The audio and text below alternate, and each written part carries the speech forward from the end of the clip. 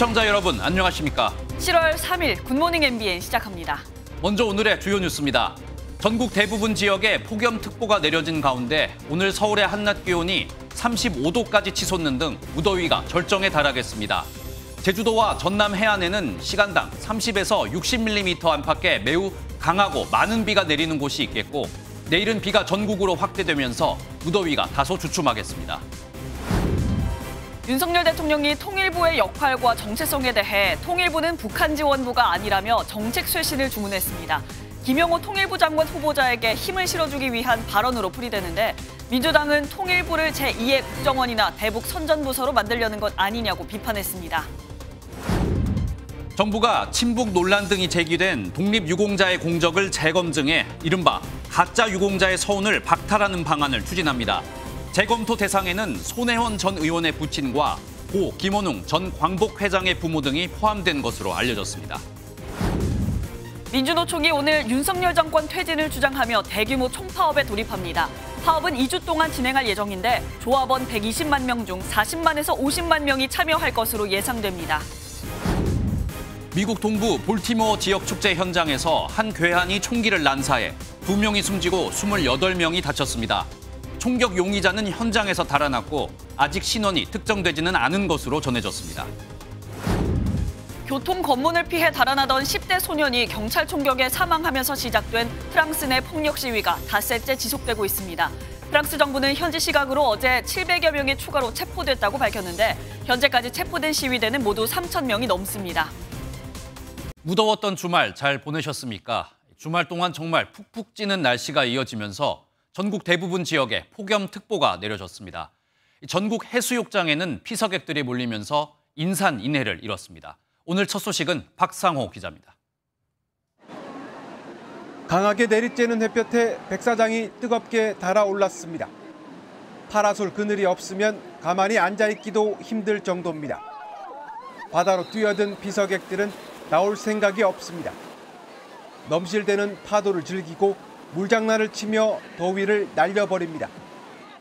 물속에 있다가 잠깐 밖에 나왔는데 너무 더워가지고 다시 들어가고 싶어요.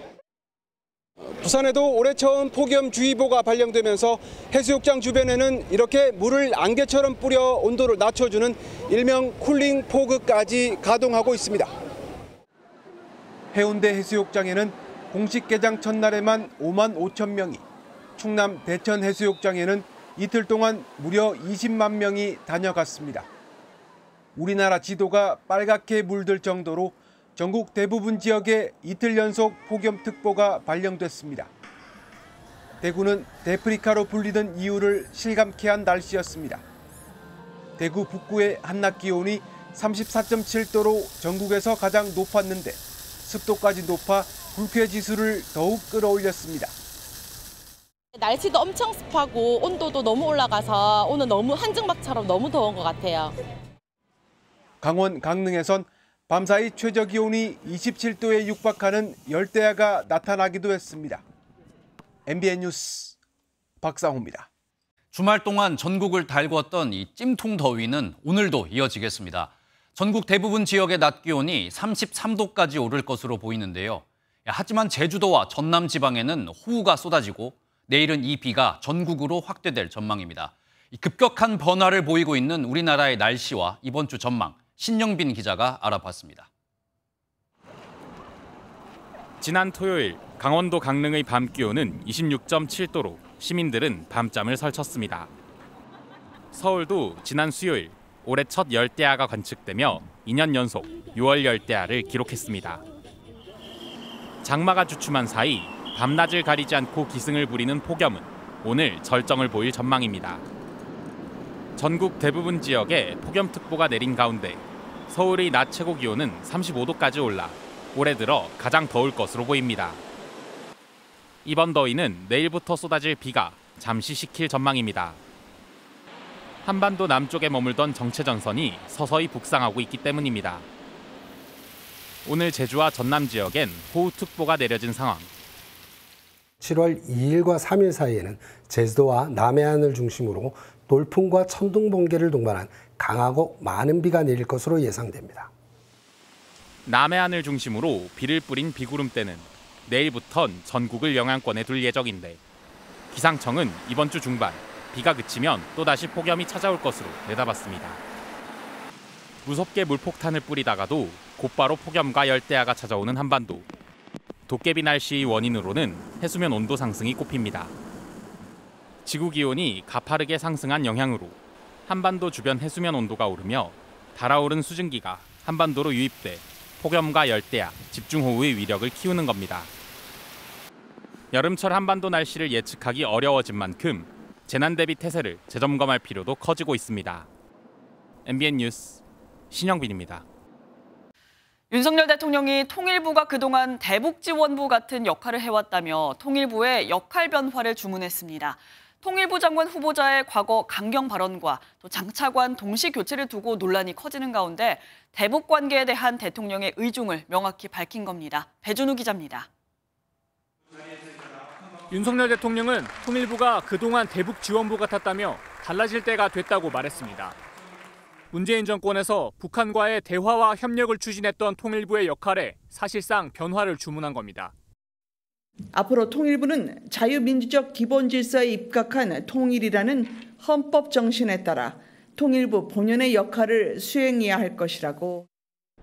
그러면서 우리가 지향해야 하는 통일은 남북한 모든 주민이 더 잘 사는 인간답게 살 수 있는 통일이 돼야 한다고 강조했습니다. 대통령실 관계자는 통일부가 앞으로 북한 인권 관련 업무, 북한 동향 분석과 대응 등을 주로 맡게 될 것이라고 전했습니다. 김영호 통일부 장관 지명자의 과거 북한 관련 강경 발언과 통일부 인사의 의도에 대한 논란이 커지는 가운데 통일부의 새로운 방향을 제시하며 대응하려는 것으로 풀이됩니다. 민주당은 통일부를 제2의 국정원, 대북 선전부서로 만들려는 것이냐며 반발했습니다. 이번 개각은 한마디로 극우 개각, 극우 유튜버 개각입니다. 통일부 장관 후보자의 구시대적 냉전주의와 적대적 대북관에 매몰된 사람을 지명하고 국민의힘은 지난 정권의 대북 굴종 정책을 수정해 새로운 안보 환경에 맞는 역할을 재정립하려는 것이라고 평가했습니다. MBN 뉴스 배준우입니다. 정부가 독립유공자 서훈 심사 기준과 절차를 바꿔 가짜 유공자의 서훈을 박탈하는 방안을 추진합니다. 문재인 정부에서 유공자로 인정된 손혜원 전 의원의 부친과 허위 공적 의혹이 불거졌던 김원웅 전 광복회장의 부모 등이 재검토될 것으로 보입니다. 유호정 기자입니다. 국가보훈부가 친북 등 논란이 있는 독립유공자 공적을 다시 검토해 가짜 유공자를 가려내기로 했습니다. 보훈부는 친북 논란이 있는데도 독립유공자로 포상돼 사회적 갈등을 불러온 부분에 대해 기준을 명확히 하겠다고 밝혔습니다. 이에 따라 문재인 정부에서 유공자로 인정된 손혜원 전 의원의 부친인 고 손용우 씨도 재검토될 것으로 보입니다. 손 선생은 광복 후 조선공산당 활동 이력 때문에 보훈심사에서 6차례 탈락했다가 지난 2018년 변경된 심사 기준을 적용받아 유공자로 선정됐습니다. 보훈부 관계자는 정권이 바뀔 때마다 사회주의 운동에 대한 기준이 논란이 됐다며 대한민국 건국을 위한 독립운동인지 공산주의 건립을 위한 독립운동인지 명확히 할 필요가 있다고 설명했습니다. 공문기록 허위 의혹이 제기됐던 고 김원웅 광복회장의 부모도 재심사를 받을 것으로 전해졌습니다. 보훈부는 공과가 있는 독립운동가에 대한 재평가 방안도 논의 중인데 죽산 조봉암 선생과 동농 김가진 선생에 대한 서훈이 검토될 것으로 보입니다. 보훈부 관계자는 독립운동 전 친일 행적 때문에 서훈을 받지 못한 경우라며 재검토하기로 했다고 전했습니다. 보훈부는 또 심사의 속도를 내고 공정성을 확보하기 위해 특별분과위원회를 신설하고 쟁점 안건에 대해선 특별분과위원회를 거쳐 기존 2심제에서 3심제로 확대한다는 방침입니다. MBN 뉴스 유호정입니다.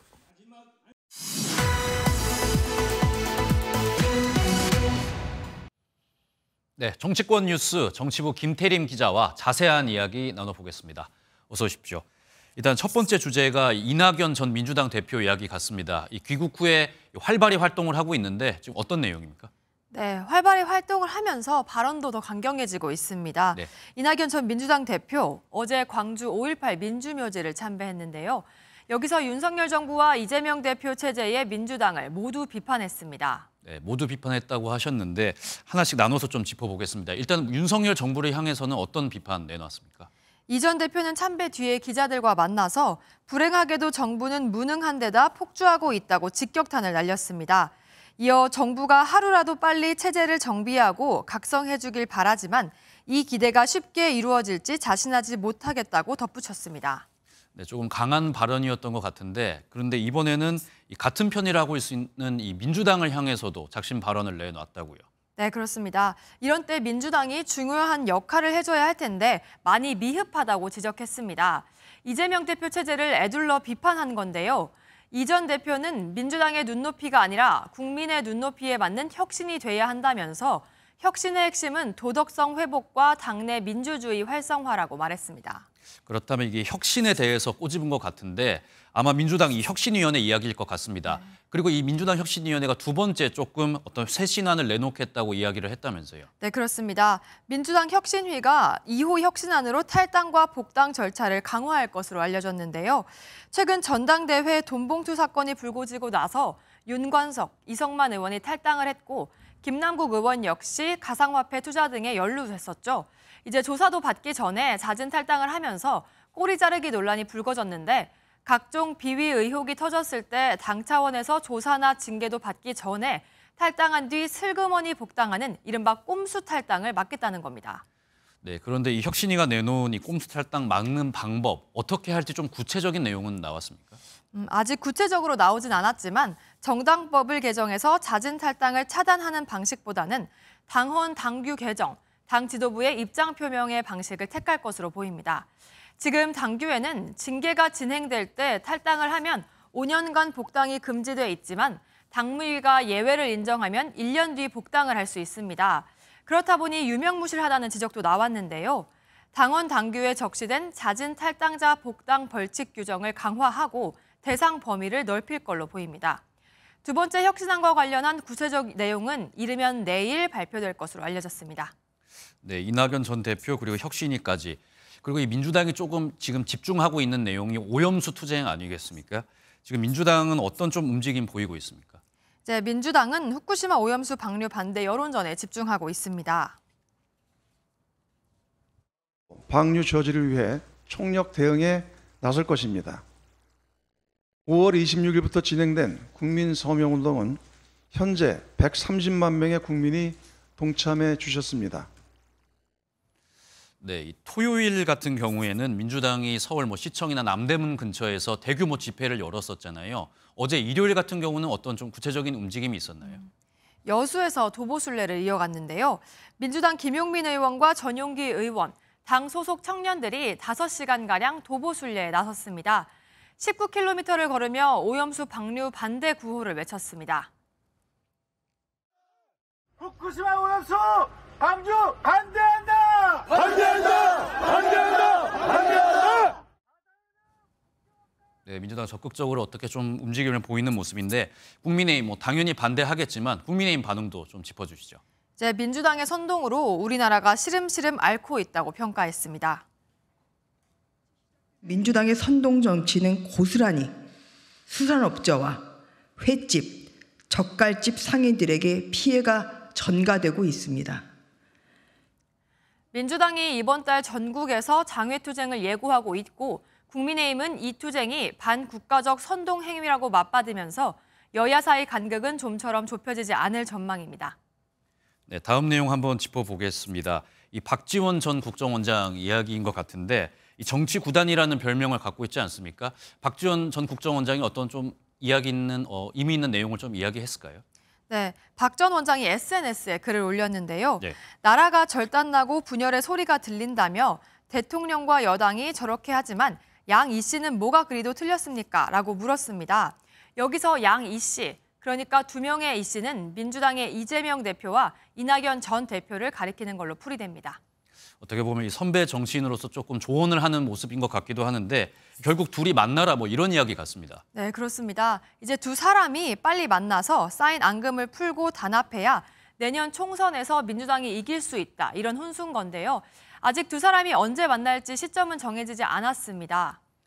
네, 마지막으로 그러면 저희 국민의힘 소식도 한번 짚어보겠습니다. 이준석 전 국민의힘 대표가 이 최경환 전 경제부총리를 만났다면서요. 이 두 사람 다 친박 정치인으로 볼 수 있을 것 같은데 어떤 만남이었습니까? 네. 친박근혜계의 좌장이었던 최경환 전 경제부총리가 최근 이준석 국민의힘 전 대표를 만난 걸로 알려졌습니다.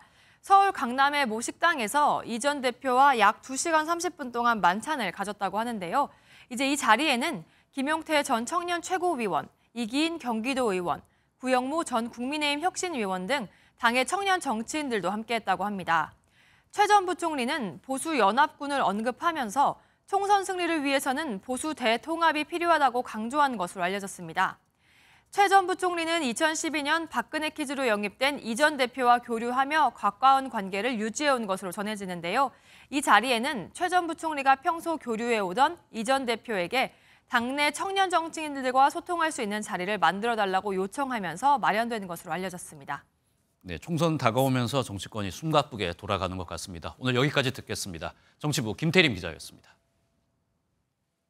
4년 전 대전에서 아기를 낳은 뒤 방치해 숨지게 하고 시신을 유기한 혐의로 수원의 20대 친모가 결국 구속됐습니다. 또 경남 거제에서도 생후 5일이 된 아들의 시신을 안매장한 사실혼 부부가 자신들의 범행을 인정해 역시 구속됐습니다. 이재호 기자가 취재했습니다. 사법경찰에게 양팔을 붙들린 여성이 검은 승합차에 올라탑니다. 4년 전 대전에서 아기를 출산한 뒤 출생 신고도 하지 않고 방치해 숨지게 한 혐의를 받고 있는 20대 여성입니다. 이 여성은 숨진 아기를 대전의 한 야산에 유기한 혐의도 받고 있습니다. 경찰은 출산 기록은 있지만 출생 신고는 되지 않은 아동에 대한 전수조사 과정에서 수원시에서 수사 의뢰를 받아 지난달 30일 이 여성을 긴급 체포했습니다. 이후 아동학대치사 혐의 등으로 구속영장이 청구됐는데 해당 여성은 영장실질심사 1시간을 앞두고 돌연 심사를 포기했습니다. 체포된 거에 대해서 억울한 점이 없다. 조사받으면서 모든 것은 다 인정하겠다. 이렇게 얘기를 하고 있습니다. 이에 따라 법원은 서면 심리로 구속 여부를 판단했고 도주 우려가 있다며 영장을 발부했습니다. 해당 여성은 기존에 번복했던 아기 시신 유기 장소도 다시 지목한 것으로 전해졌습니다. 경찰은 이런 진술 등을 바탕으로 대전시 일대에 대한 수색 작업을 다시 진행하고 있습니다. 이에 앞서 경남 거제에서 생후 5일 된 영아를 살해하고 안매장한 사실혼 부부는 모두 구속됐습니다. 이들은 자신들의 범행을 숨기기 위해 자고 일어났더니 아들이 숨져 있었다고 했지만 수사 과정에서 아들을 살해한 것을 자백했습니다. MBN 뉴스 이조입니다. 수원 냉장고 영아 유기 사건을 계기로 시작된 출생 미신고 영아 수사가 30건이 넘는 것으로 나타났습니다. 경기 남부경찰청은 현재까지 아동 37명에 대해 수사 의뢰가 들어왔다고 밝혔습니다. 경찰은 이 중 11명에 대해 사건을 종결했는데 9명은 안전이 확인됐고 2명은 수원 냉장고 유기 사건의 피해 아동인 것으로 전해졌습니다.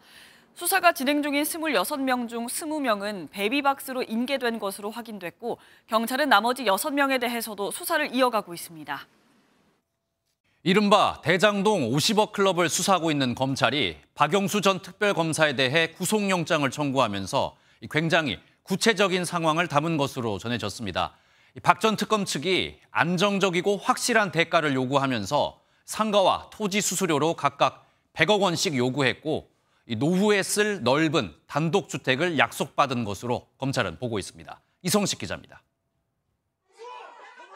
구치소에서 기다리던 박영수 전 특별검사가 영장이 기각되자 귀갓길에 오릅니다.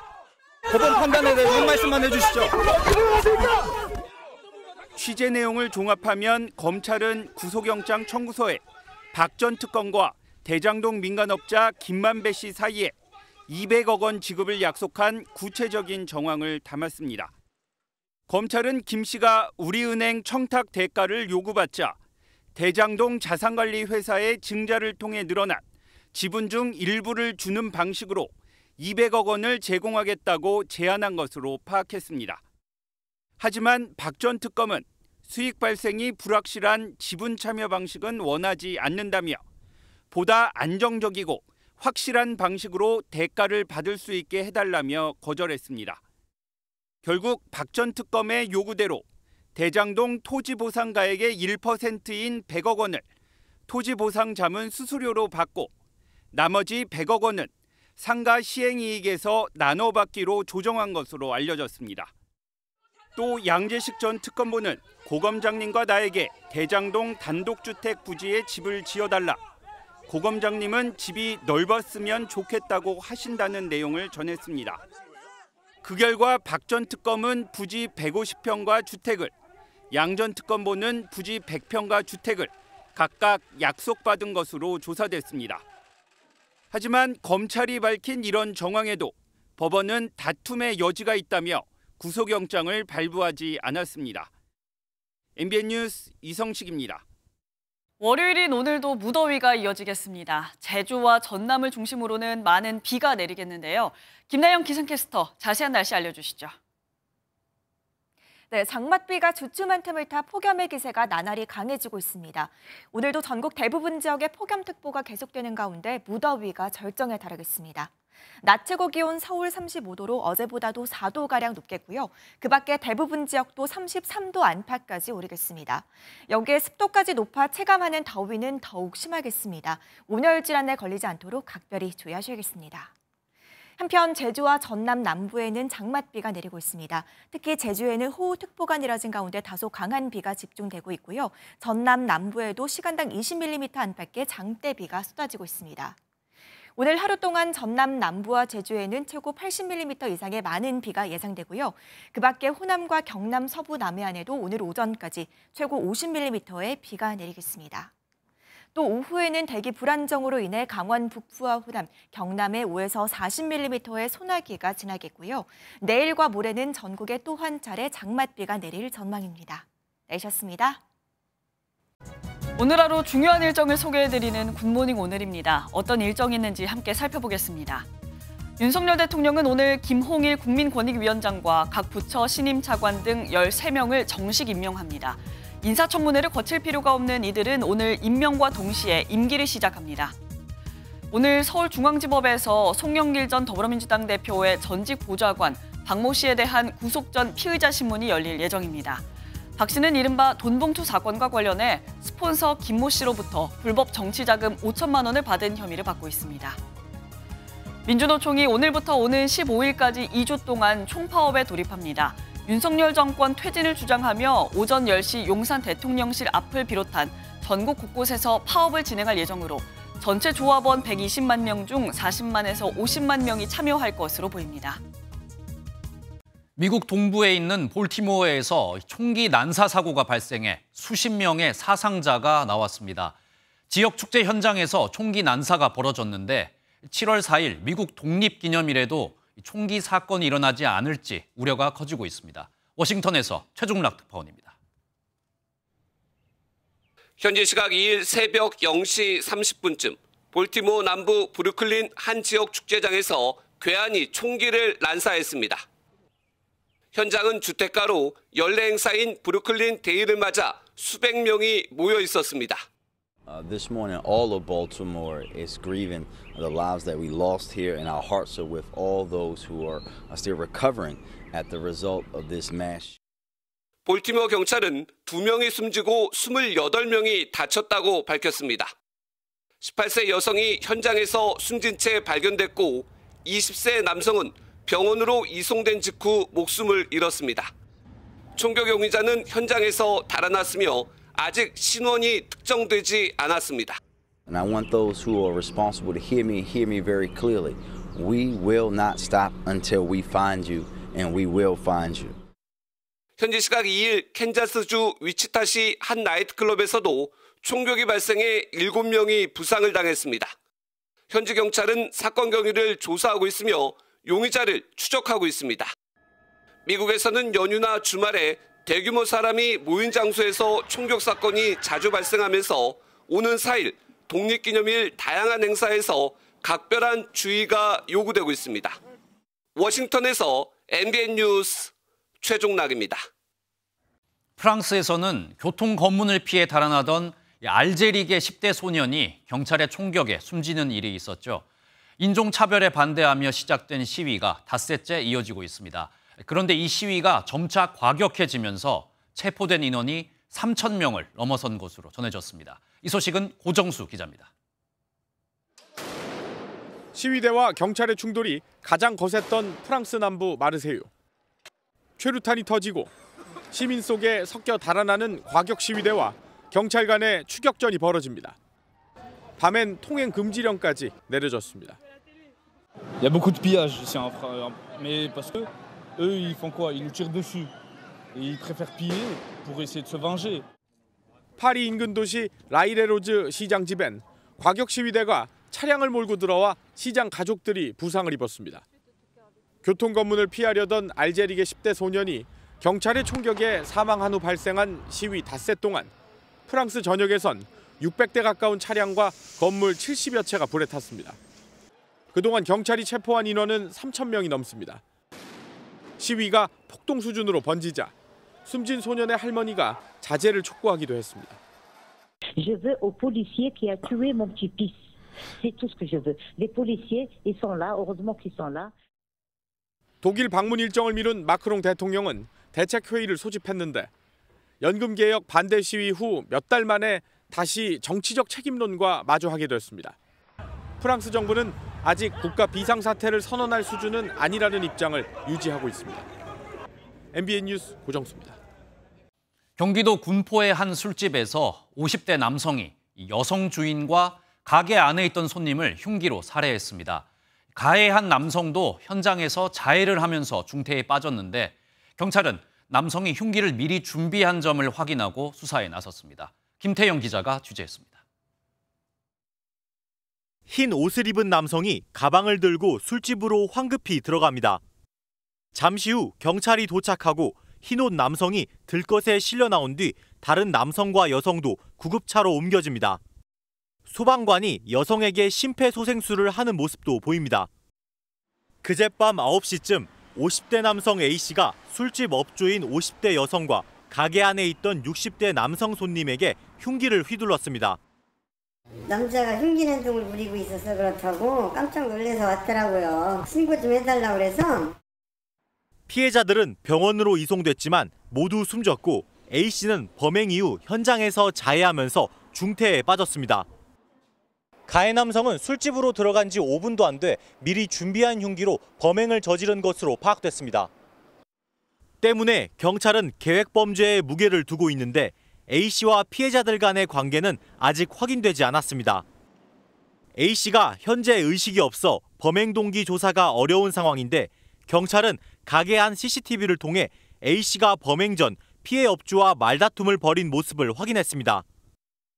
경찰은 A씨가 회복하는 대로 피해자들과 원한 관계가 있었는지 등을 조사할 계획입니다. MBN 뉴스 김태형입니다. 오늘 새벽 전북 순천 완주 고속도로를 달리던 이 화물차에서 염산이 유출돼 소방당국과 경찰이 수습에 나섰습니다. 어제 저녁 대전에서는 승용차가 인도로 돌진해 신호등을 들이받는 사고도 있었습니다. 밤사이 사건 사고 소식 표선우 기자가 보도합니다. 화물차 한 대가 정차돼 있고 주변 도로는 젖어 있습니다.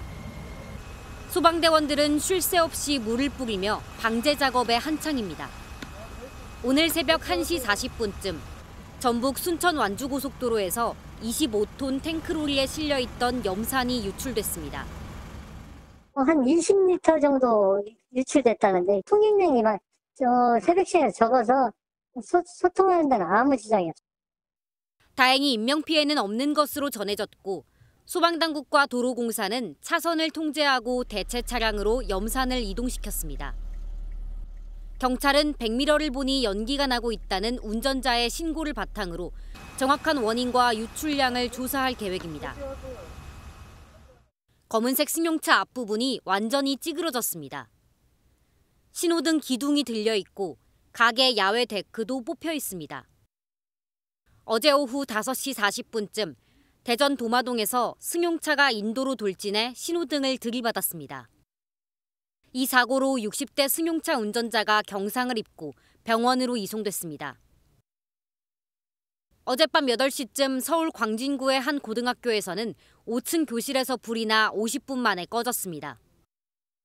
다행히 교실에 사람이 없어 인명피해는 없었고 소방당국은 시스템 에어컨 합선으로 불이 시작된 것으로 보고 자세한 원인을 조사하고 있습니다.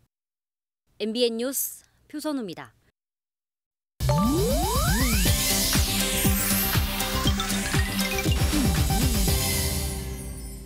인터넷에서 화제가 되고 있는 소식들을 모아 전해드리는 인터넷 와글와글입니다. 방탄소년단 정국이 솔로 일정을 공개했습니다. 소속사 공식 SNS에 솔로 싱글 세븐의 프로모션 일정이 담긴 이미지가 올라왔는데요. 일정에 따르면 오늘 무료 음원 형태로 발표된 바 있는 정국의 솔로곡 Still With You와 My You가 음원 플랫폼을 통해 공개됩니다. 7일에는 세븐의 컨셉 포토와 쇼트 필름이 공개되고 또 8일에는 BTS 비하인드 더 씬 필름이, 11일에는 레코딩 필름 프리뷰 영상이 차례로 팬들에게 선보여집니다. 정국은 오늘 14일 오후 1시 세븐의 음원과 뮤직비디오를 발표하며 첫 공식 솔로 활동에 나서는데요. 경쾌한 멜로디에 여름 기운이 물씬 풍긴다는 이번 곡 또 한 번 전 세계 차트를 흔들지 기대됩니다. 동성 성범죄 혐의로 기소된 미국 할리우드 배우 케빈 스페이시의 재판이 영국에서 시작됐습니다. 외신에 따르면 지난주 금요일인 6월 30일 런던의 한 법원에서 진행된 두 번째 공판에서 검찰은 스페이시를 유명 배우로서의 명성과 권력을 남용해 남성 4명을 성폭행한 가해자라고 지목했는데요. 스페이시는 지난 2001년부터 2013년까지 런던 올드비 극장의 예술감독으로 일하던 12년 동안 총 12건의 성범죄를 저지른 혐의로 기소됐지만 모든 혐의를 부인하고 있는 것으로 알려졌습니다. 영화 아메리칸 뷰티와 유주얼 서스펙트로 오스카상 주주연상을 받은 배우 케빈 스페이시. 2017년 미투 운동이 확산되며 사실상 할리우드에서 퇴출된 바가 있습니다. 올해 53살의 영국 출신 모델 나오미 캠벨이 둘째를 등남했다고 밝힌 가운데 대리모 논란이 일고 있습니다. 나오미 캠벨은 지난달 29일 자신의 SNS에 둘째 아이를 품에 안은 사진과 함께 엄마가 되기에 늦을 때는 절대 없다는 글을 덧붙였는데요. 그런데 지난 5월 나오미 캠벨이 칸 국제영화제와 패션쇼에 참석할 당시의 모습은 임신했다고 볼 수 없는 기존의 슈퍼모델의 몸이었습니다. 이 때문에 일각에선 대리모를 통해 아이를 얻은 것 아니냐는 의혹이 일었는데요. 이후 영국의 한 외신은 캠벨과 가까운 소식통을 인용해 캠벨이 지난달 24일 미국에서 대리모로 아들을 얻었다고 보도했습니다. 대리모 출산은 윤리적인 문제로 논쟁에 오르내리지만 일부 국가에선 이를 허용하기도 한다네요. 인터넷 와글와글이었습니다. 올해 수능은 11월 16일에 치러지는 것으로 결정이 됐습니다. 교육당국은 EBS와의 연계 체감도를 높이겠다며 세부 계획도 발표를 했는데요. 윤석열 대통령이 직접 지시한 킬러 문항을 배제하면서 어떻게 적정 난이도를 맞출지 관심이 쏠리고 있습니다. 박유영 기자입니다. 한국교육과정평가원이 올 수능 전체 문항의 절반을 EBS 교재와 연계해내고 체감도를 높이기 위해 교재 속 도표와 그림을 활용하겠다고 밝혔습니다. 세부 계획에서 눈에 띄는 건 적정 난이도를 언급한 부분입니다. 학교 교육을 충실히 받고 EBS 연계 교재로 보완하면 문제를 해결할 수 있는 수준이란 지난해 출제 지침에 적정 난이도를 갖춘 문항이란 표현이 새로 추가됐습니다. 6월 모의평가에 소위 킬러 문항이 출제됐다는 이유로 교육부 대입국장이 경질되고 평가원장이 사퇴한 이후 난이도를 둘러싼 우려가 쏟아지자 이를 불식하려는 의도로 보입니다. 킬러 문항이 출제되어야만 변별력 확보가 가능하다고 일부 학원 등이 주장하고 있지만 전혀 그렇지 않습니다. 그동안 해왔던 대로 수능 준비에 집중해 주시길 당부드립니다. 문제는 어떻게입니다. 입시업계는 지난달 모의평가 채점 결과 수험생들이 국어보다 수학을 상대적으로 어려워한 것으로 나온 만큼 수학의 난도가 낮아질 것으로 전망했습니다. 특히 매번 킬러 문항으로 꼽혔던 수학 공통과목 주관식 마지막 문항 등이 손질될 가능성이 큰데 복잡한 변수나 여러 수학 개념이 결합된 형태는 제외될 거란 관측이 나옵니다. 평가원은 영역별 난도를 조정하되 킬러 문항은 빼면서 상위권 변별력을 갖춘 문항은 포함하는 과제에 놓인 건데 수험생들은 9월 모의평가 때나 바뀐 출제 방향을 체감할 수 있을 것으로 보입니다. MBN 뉴스 박영입니다.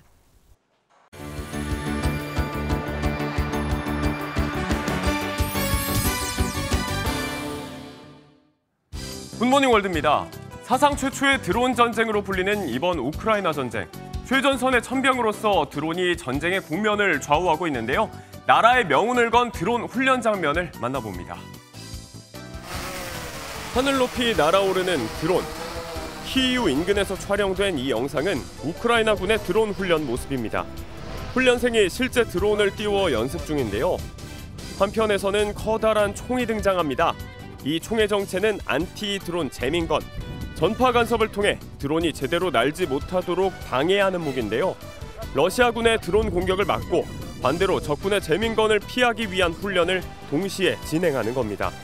드론의 유무가 최전선 병력의 생존과도 직결된다는데요. 나라를 지키는 드론, 전시 상황의 긴박감을 생생하게 느낄 수 있는 훈련이었습니다.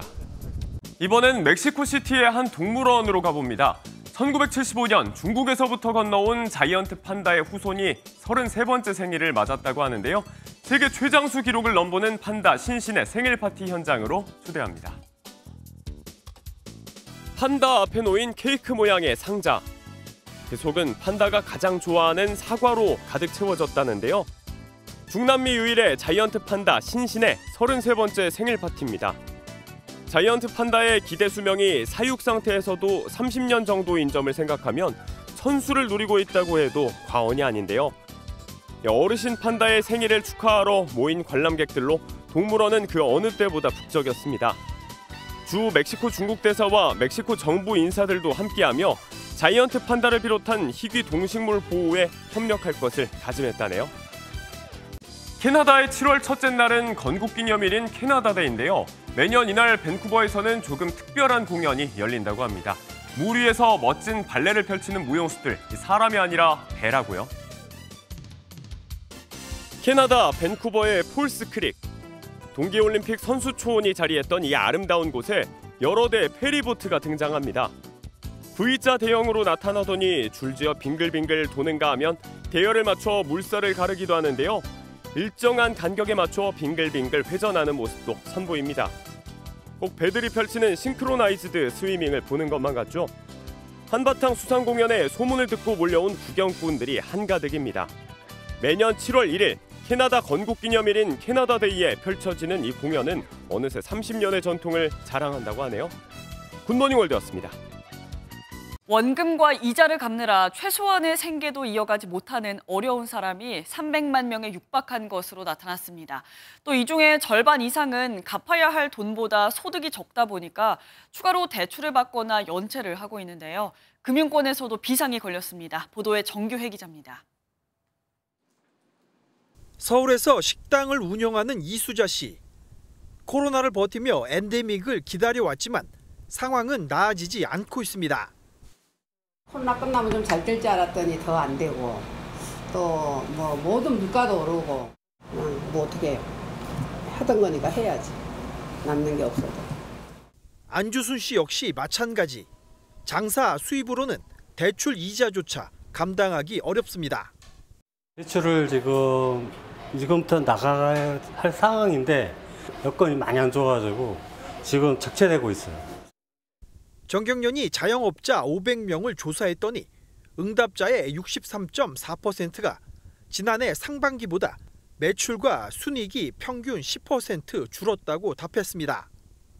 원자재와 인건비, 전기, 가스요금에 임차료까지 올랐기 때문인데 남는 게 없다 보니 추가 대출을 받는 악순환이 이어지고 있습니다. 여기에 부동산 시장에 뛰어들었던 영끌족도 금리 인상 부담에 허덕이면서 최소 생계마저 위협받는 사람이 늘고 있습니다. 최저 생계비를 뺀 나머지 소득 전부를 원리금 상환에 쓰는 총부채 원리금 상환 비율 DSR 70% 이상이 299만 명에 달하는데 이 가운데 175만 명은 소득이 갚아야 할 돈보다 적었습니다. 금융권도 비상입니다. 은행의 가계대출 연체율은 3년 반 내 가장 높았고 대부업 연체율은 11.5%까지 치솟으면서 일부 업체들은 신규 대출을 중단했습니다. 이 때문에 업체들이 채권 회수 강도를 높이면서 불법 추심으로 인한 피해가 늘어날 것이란 우려도 나오고 있습니다. MBN 뉴스 정규혜입니다.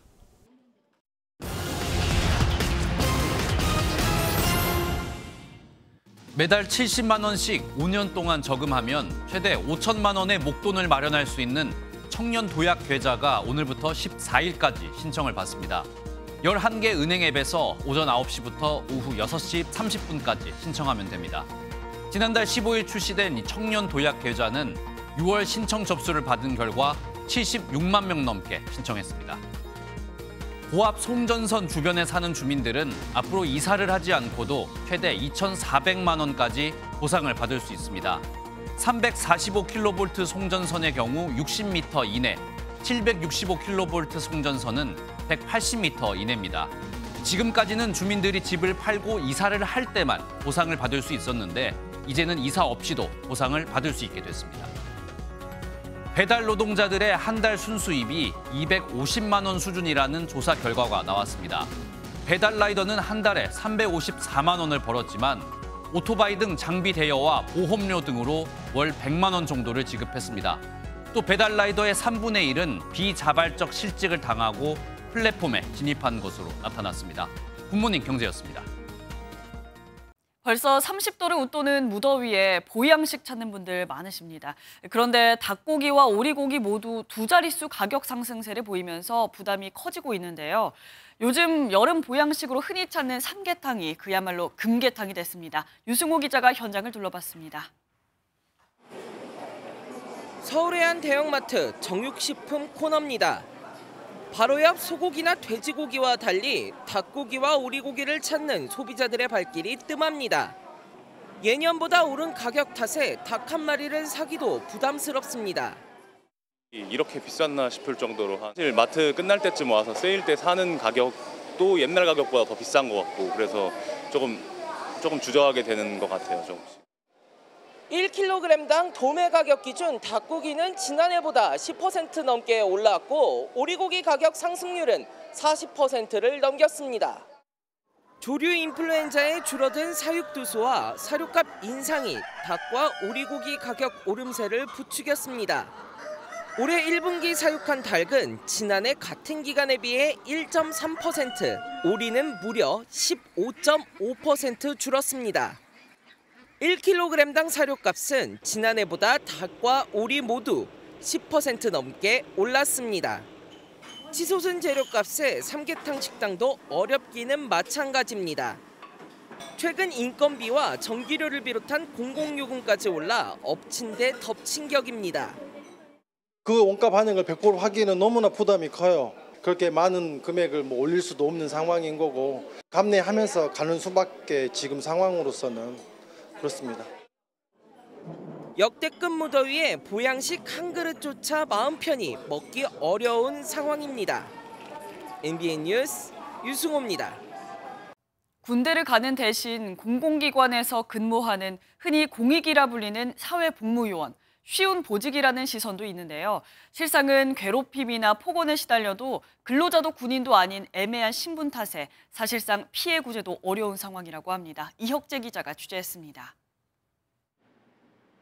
집에서 출퇴근하며 공공기관에서 군복무를 하던 아들을 한순간에 잃은 최명희 씨. 7년이 지났지만 당시 민원인의 폭언을 힘들어한 아들을 사실상 방치한 구청 측이 지금도 원망스럽습니다. 부딪히는 게 싫다. 그 업무를 안 하고 싶다. 근데 거기서는 밀어붙인 거죠. 그 민원인과 아이를 사이를 떼어놔야 되는 거 아닙니까?